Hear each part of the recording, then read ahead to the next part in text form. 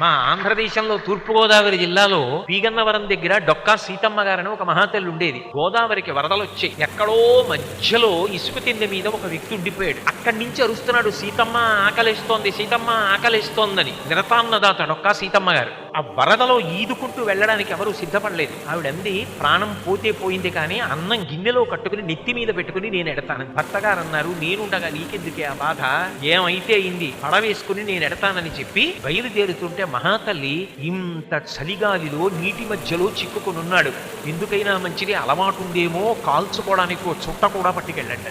ఆయన అన్నపాత్ర పట్టుకుని పడవేసుకుని దాటుకుంటూ వెళ్లి గోదావరి మధ్యలో చిక్కుకున్నటువంటి వ్యక్తికి అన్నం పెట్టి చుట్ట ముట్టించి ఆయన పొగ తాగుతుంటే తిరిగి వచ్చాడు. అందుకే చిట్ట చివర ధనమంతా అయిపోతే ఆయన వెళ్లి పొలం దున్నుతుంటే లంకి బిందెలు దొరికి మళ్ళీ అన్నదానం చేయగలిగారు. ఇద్దరూ ఒక మాట మీద వెళ్లారు కాబట్టే దంపతులు ఇద్దరు తరించారు. మహాపురుషులు